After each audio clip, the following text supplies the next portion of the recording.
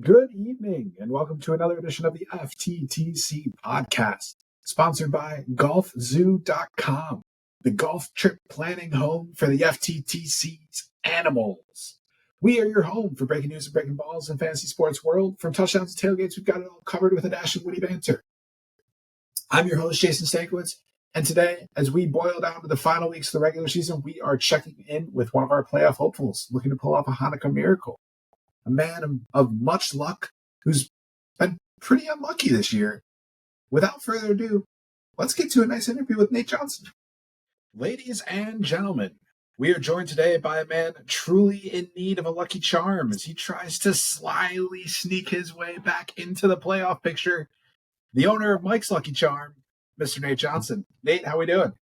Doing great. And that's right, Jess. I crunched the numbers, and I think all that I need to happen to get into the playoffs is Sam has to lose, Tim has to lose, Trevor has to lose, and I have to outscore all of them by 54 points. So easy. That's no problem. I mean, I was literally doing the math myself, and I think it might be dire straits, but you're not out of it, right? It's not a 0% chance. That's right. About as close to zero as you can get. But hey, we've seen miracles in this league before. Zay Jones carried me to the promised land last year, and by that I mean away from that last place slot. Who knows what could happen this year? I mean, it's true. Crazier things have happened. I think last year I think you needed to outscore me by like 50 points or something. You ended up doing that, right? So, yeah. So who knows? It's definitely possible. I mean, there's some tough matchups out there. You got Trevor going up against Steve, so that's a difficult matchup for him. You got Tim, who's got Roadrunners, parentheses, Naz. Maybe not the most difficult matchup, but you never know. Resurgence though, he's been lately. Yeah, I mean he could spring a surprise. You never know, right? And then finally you got Mr. Propane going up against Nice Catch Blanco Nino. So not a great matchup for him, but everybody knows the commissioner needs a win.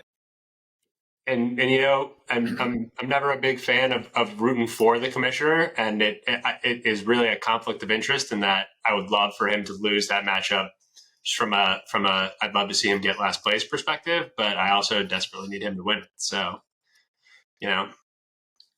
really conflicted on that. It's a fun time of year when you start having to root for other members of the league to do certain things. Like I'm going up against Mr. Auto Draft Bot Squad this week, so I know the commissioner is firmly in my court, but we'll see what happens. It should be an interesting week. Well, your team seems to be having a bit of a resurgence lately, arguably because of a recent injection of talent that you've come across. So I just want to congratulate you on that. Thank you. Yeah, I mean, we can jump right into that. Obviously, it's been an interesting year with all the trades that have happened, and I would say you've been at the forefront of maybe two of the most aggressive deals we've seen. Picking up Justin Jefferson without knowing whether or not he'd come back. Obviously, high risk, high reward play, and then swinging an AJ Brown into Mike's Lucky Charm for probably admittedly a bit of an overpay, and Isaiah Pacheco, Mike Evans, and Sam Laporta. Was that a strategy of yours to be, super aggressive in the trade market? You feel like you're trying to catch lightning in a bottle there? Yeah. So, I think my fatal flaw in past seasons, I feel like, has been having too much faith in the squad, even when they're trending down, and just believing in them to turn it around. So this year, so I started off the season 2 losses that both I think could have been wins. I think in both cases, if I had played the other tight end that was on my bench, I would have won. Devastating. And then ripped off 4 straight wins. So I was feeling pretty good. I was like, I could be 6-0 right now.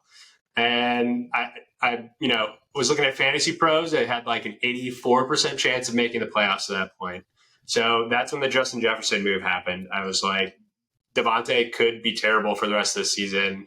I think JJ is going to come back relatively early. It doesn't seem like it's actually that bad. And that trade, I'd probably make that trade again. Then another 2 straight losses after those 4 straight wins, I think. And then I'm starting to feel a little shaky. And Trev sniffing around a little bit. And I've picked up Kyler pretty much with the express purpose of trying to flip him into something else. So that's when I make that Mike Evans for Kyler and Calvin Ridley trade happen, which in retrospect, I feel very good about. That actually went quite well as well. And then I get a text from you, Jazz, and just to set the scene here, I'm actually on my way to Palm Springs for a little vacation, little friend's birthday party, feeling a little loosey goosey. And as I said, I had that mentality of like, I was at 4 losses in a row at this point. After having an 84% chance of making the playoffs, was down to like 15, was feeling really low. And, felt like I had to make a big move. I was kind of salivating at the thought of pairing up AJ Brown with Justin Jefferson for just like a end of the season push. And, I overlooked some important things, namely that I was playing you the following week, which was not great. And the week 13 Bipocalypse that forced me to start Smudge P. Ryan. So that was not great. And just to give everyone a little recap on how the trade has gone so far, AJ Brown has actually not outscored any single one of the players that I traded you in any week so far since we made the trade. So let's go through the numbers here. So week 1, so week 11, that I have AJ Brown, he scores 1.3 points. So easily outscored by everyone. Laporta puts up 5.3, Pacheco 9.6, Mike Evans 12.8. So nothing crazy from those guys, but enough to be 1.3 points. Week 12, AJ Brown 12.2, which was okay, but Mike Evans goes off for 22. Pacheco goes off for his highest score of the season, 23.4, and Sam Laporta puts up a nice 15.2. And then AJ Brown puts up 15.4 last week, getting a little better. Sam Laporta goes off for his season best, 24.5. Mike Evans goes off for his 25.7, second best of the season, and Pacheco goes off for 19.8. So, yeah, we're not feeling great about the trade, Jess. Yeah, I mean, listen, I get what you were trying to do. I think you probably overpaid a little bit, and I obviously benefited at that. But I do think there were a couple things that went against you pretty quickly after that trade happened. So Justin Jefferson basically deciding not to play for an additional 3 weeks or whatever, right? Definitely a big blow. Tough one to come back from. You lost Kenneth Walker almost immediately, who had been pretty solid, right? And I'm sure you're counting on him to be a nice running back there. And granted, you have Zach Charbonnet, but not the same performance levels. And then, as you said, the buy situation, just tough to come back from. So I don't know. I think there's some extenuating factors there that also hurt you. And I don't think we could have anticipated the performance that you've seen from Pacheco, Evans, and Laporta. But I will say that I do feel like we are sharing a team that's going into the playoffs here. That's right. See, that's what's nice about this is I feel like I'm really not out of the playoffs because your team is my team, Jess. So really, if you win this year, I think I win this year. So, and you got Christian Watson on the squad now as well. Yep. Another of Mike's lucky charms. Many talented wide receivers, or ball catchers. I'll say one of our well-tenured alums. That's right. Yeah. I mean, I don't know. It hasn't been ideal for you, but I think a lot of the moves you've attempted to make have been kind of the right move. Like the Justin Jefferson trade, for example. When you look at the numbers Devontae Adams has put up, I think that's a price you'd be willing to pay again. I think he said that. So I don't think the deals have been as bad as they've maybe shaken out. But, looking back at them now, do you think that it will make you maybe revert back a little bit to someone who's going to trust more in his guys and be a little bit more risk averse in the future? I think there's a little bit of that. I think there's also, I've always been a big kind of depth guy, just making sure you got enough. And this time I was kind of like, you know what? I want to get more points off my bench and onto I was having to make too many decisions every week, sometimes making the wrong ones. And I was like, I just want to get those points on the board. And obviously that bit me in the ass. Like you said, Kenneth Walker went down pretty much immediately. The bipocalypse happened. Losing that depth really just crushed my hopes and dreams. So, and to be clear, I crunched the numbers, and had we not made that trade, I think I would have handily won both of my past 2 matchups. And I would have been in 6th place, assuming some lineup picks that I would have made. I think we basically probably would have switched positions. Yeah. So, and it's been a great joy for me, if I'm being honest. But not to try and rub it in too much, but I'm glad I can contribute to your joy, Jess. That is one of my primary objectives when it comes to fantasy football. So I mean, at this point, we're trying to take down Steve, and that's the real objective at hand. But that's the other thing to consider is, even if I had somehow magically won out, I almost would have felt guilty because I think this is the first season where I can say, like, if the person in first doesn't win out, it's actually, I would be mad if I were that person because I don't think we've seen a team quite as dominant as Steve's. I haven't gone through the history books to double check, but I mean, he doesn't score less than 120. He's done it like twice this season, I feel like. Yeah, I mean, I was going to ask you where you think his team falls in the all-time greats, and bringing that up, I think he's got one of probably the better teams that we've seen in the FTTC. I mean, when you look at his running backs, his running back group alone is probably one of the best running back groups we've seen on a team. I mean, he's got the overall RB1. He had Mostert, who was number 2 for most of the year. He's probably still top 5. James Conner, who's going off on a weekly basis. Jonathan Taylor, who doesn't even need to play. And Kyron Williams, who apparently Sean McVay has on his fantasy team and just wants to try and get as many points as possible. So, I mean, where do you think, obviously, you mentioned not having looked back at some of the past teams. There's been some good ones. I can attest to that. But you got to think he's in like maybe top 3. I don't know.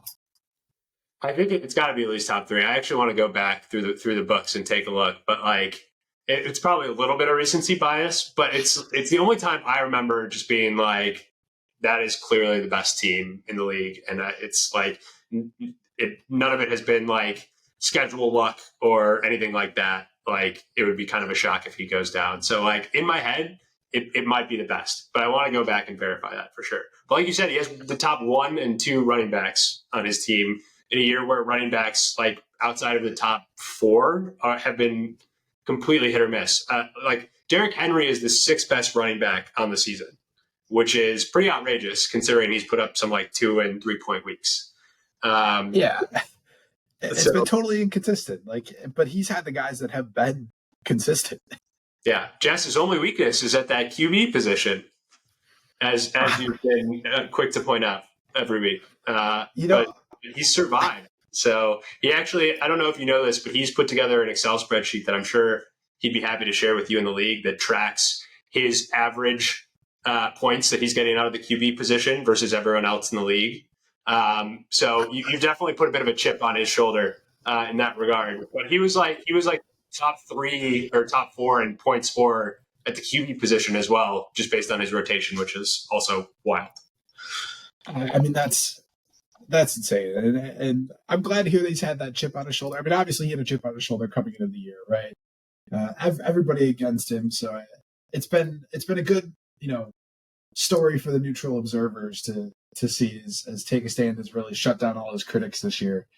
But I mean, if I'm being honest though, a lot of the dialogue that I had around his need for a quarterback was hoping that he might re-enter the trade market and potentially swing a running back to someone, weakening himself in the process. But he didn't fall for my ploys. Clearly not. Which is the other crazy thing that his entire team, I think he drafted everyone. I think Kyron Williams might be the only guy that he didn't draft, and I'd have to go back and verify that. Wait, I don't know. He picked him up, I think, a couple of hours before the first round of games. And I actually asked him about that. I was like, what was going through your head? Like, why did you pick him up? And he was just like, I was just going down my list of like ND guys, Notre Dame guys that, that are in the league. And his name popped up on the list. And I thought, why not? And I picked him up. So, I don't know if you can call it skill. I don't know if he's just having the luckiest season of all time, but something is going right over there. So. Well, I do think luck is a huge part of it, right? Because one of the things that we have seen from his team has been an overall lack of injuries. And I feel like everybody has injuries across the board, except for maybe Steve's team. I mean, who on his team has really missed any time with injuries? Kyron Williams was on IR for 4 weeks, and I think James Conner might have been a little banged up for a few weeks there as well. But, I mean, no one of real significance for him. Well, because his running back depth is so good that it's actually probably nice for him because he doesn't have to, choose between starting Jonathan Taylor and Kyron Williams and trying to decide if you get 35 points or 20 points. But, it's pretty ridiculous, the lack of injuries he's had for sure. But it sounds a little bit like you're trying to put the injury hex on him there, Jazz. I won't say that. I won't say that, but I haven't seen anyone ever be as lucky with injuries. So we'll see what happens in the future. It's fair. And it's tough when you got to deal with that. You get stuck starting Samaje Perine, and it's going to be a rough week for you. But surprisingly, Samaje wasn't even your worst player last week. Terry McLaurin, Yeah, a letdown. 0 from Terry McLaurin just pierced me right through the heart. I think they said it was his lowest total, or the first time that he's gotten zeroed out since 2021 or 2020. So that wasn't really what I was expecting or hoping for. So not ideal there. Trey McBride has really been the lone shining star left on the roster. Although I guess Rashee Rice and Zay Flowers appear to maybe be ascending, but I think it's going to be too little, too late.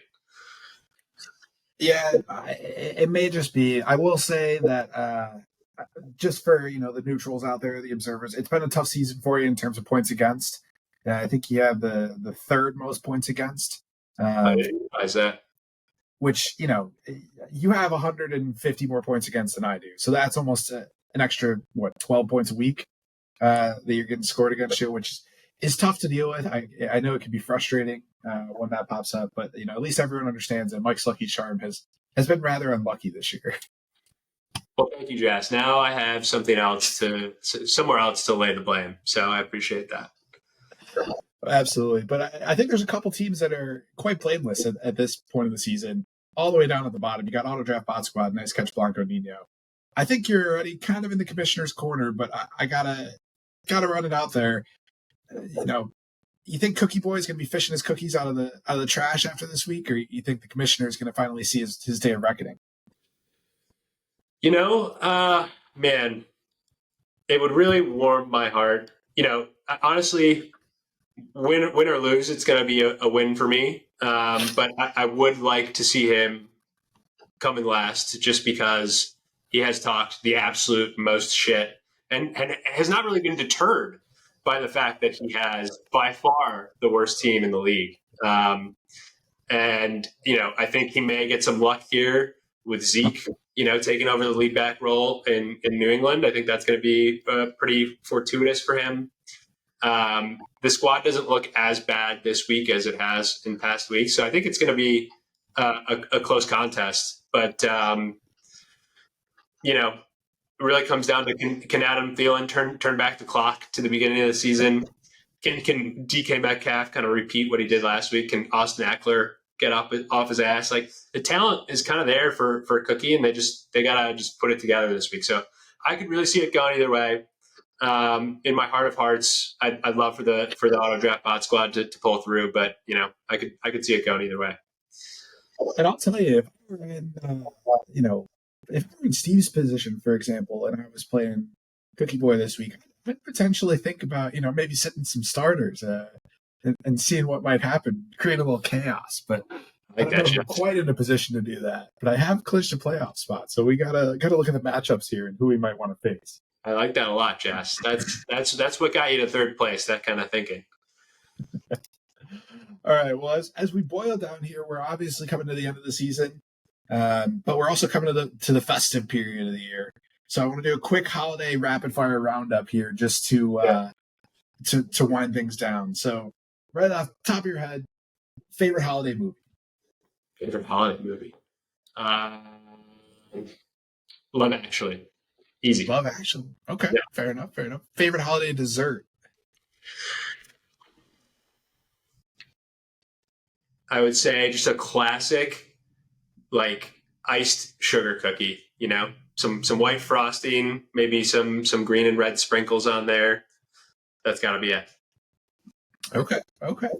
Now, if we're talking, we're talking a little Christmas movie stuff. So, who do you think this year has been the FTT's Santa?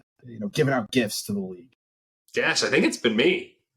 As I've mentioned, everyone coming off my squad has really turned it around.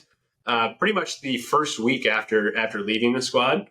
So really, just you're welcome to everyone who has acquired my place. I guess except for Coco, who really has not gotten much out of his Devontae Adams investment, which is actually quite funny because he and I have traded, I think, almost every year. and not once has any of our trades had any material impact on our season. Like no additional games won or lost, not even like a extra shotgun avoided because of the trade. Like we've kept very close track. And I think that has continued this season. So I'm glad that we've maintained that little piece of history. Well, I do agree with you. I think you've been giving out gifts, but clearly not to the commissioner. On the other side, who's been the FTTC's Grinch, stealing all the joy? You know what? I think Zay has been a little bit of the Grinch. Well, actually, I think there are two contenders here. There's Zay, whose team absolutely garbage out of the gate, not putting up a lot, but managed to get out to like I think a 4-2 start, some like really hot, and then Joe Burrow remembered how to play football, and Jamar Chase was coming back, and he looked like he was just going to steamroll his way to the playoffs, and honestly, would have been, I think, a very legitimate contender, to face down, take a stand. I think his hopes have maybe been derailed a little bit, although Browning looked pretty good last night, or on Monday. But then the other one would be Sneaky Pete. I think has rankled a lot of feathers with his sudden resurgence, and I think a lot of people would say maybe undue success in recent weeks that has really only increased since the haters have started voicing their complaints. But that Dak stack is really it's no joke this year. So what can you do? Dak stack has been hitting for him. Last festive question for you: will we be seeing you at the holiday banquet? Sadly not, Jess. I will not be making it back to Chicago for the holidays this year. But one of these days, I'm going to make it back to one of these banquets. But a holiday cheer to everyone, and I hope you don't all miss me too much. Well, we'll have to get you FaceTimed in or something for a league shotgun. Yes, absolutely. Last question here before we let you go. Any commentary on how the league's been run as we look back on the season from, maybe an administrative standpoint? Our sponsorships have obviously been down a little bit. Revenue's been down.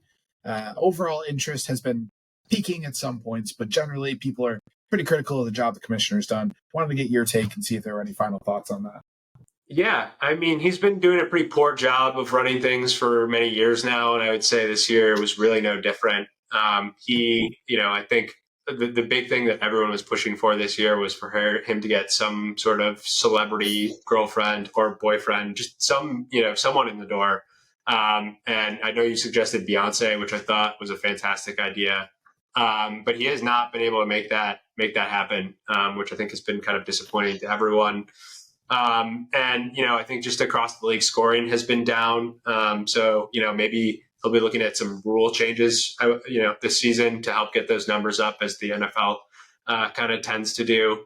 I would say maybe a lower level of corruption this year, but maybe he's just a little worried. He's been hearing too many claims of that and is just laying low this season. But it kind of same as always with him. Not the best, but I don't know that anyone else is willing to step up and do the job. So we're stuck with what we've got. Well, we are stuck. I think he said, 2040 is targeting the step down. So we got quite a bit of time before then. But thank you so much again for joining us today, Nate. Best of luck in your matchup this week. Maybe you can pull it off. Who knows? Let's make a miracle happen. What do you say? I would love that, Jess. Little holiday miracle. First night it's tomorrow, so it'd be a lovely Hanukkah present. There you go. Kick things off right for Hanukkah for you.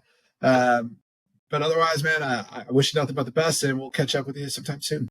Likewise, Jess. And there you have it, ladies and gentlemen. Thanks again for listening to another episode of the FTTC podcast. Again, we're boiling down to the final moments of the year. Best of luck to all those in the league with something riding on the upcoming Week 14 matchups. We look forward to breaking down all of the final results with you. But until then, I'm your host, Jason Stankiewicz. Happy holidays.